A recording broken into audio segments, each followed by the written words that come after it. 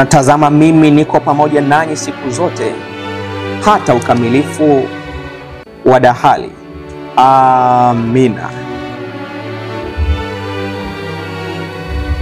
Maranatha, Yesu anakuja.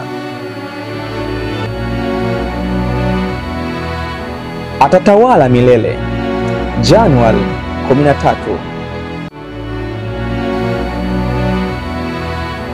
Malaika wa saba akapiga baragumu, pakawa na sauti kuu katika mbingu likisema, ufalme wa dunia umekwisha kuwa ufalme wa Bwana wetu na wa Kristo wake, naye atamiliki hata milele na milele.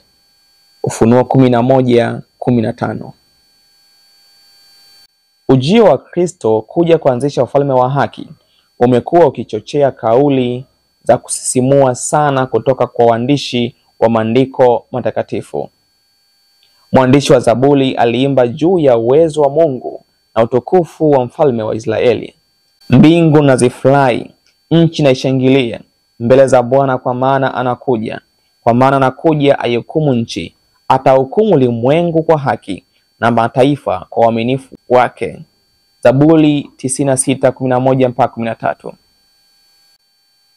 Nabii Isaya alisema, amemeza mauti hata milele, na Bwana Mungu atafuta machozi katika nyuso zote, na aibu ya watu wake ataiondoa katika ulimwengu wote.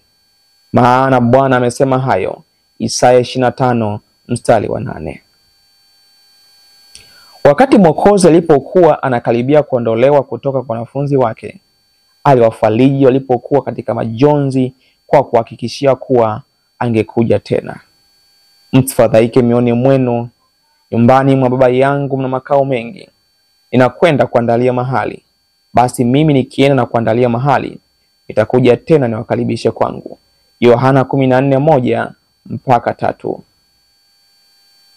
Malaika waliobaki kwenye mlima wa Mizeituni baada ya Yesu kupaa walirudia ahadi hiyo ya kurudi kwa Yesu. Huyu Yesu aliyechukuliwa kutoka kwenu kwenda juu mbinguni atakuja jinsi hiyo hiyo mliomwona akienda zake mbinguni.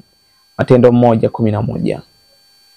Naye mtume Paul akinena kwa uvuvio wa Roho alishuhudia akisema, Bwana mwenyewe atashuka kutoka mbinguni pamoja na mwaliko na sauti ya malaika mkuu na parapanda ya Mungu. Thesalonike wa kwanza 4:16. Nabii aliyekuwa katika kisiwa cha Patmo anasema, tazama yuaje na mawingu, na kila jicho litamwona. Ufunuo 1:7. Kuja kwake kutazungukwa na utukufu ule wa zamani za kufanya upya vitu vyote zilizonenwa na Mungu kwa vinywa vya manabii wake watakatifu tokea mwanzo wa ulimwengu. Matendo 3:21.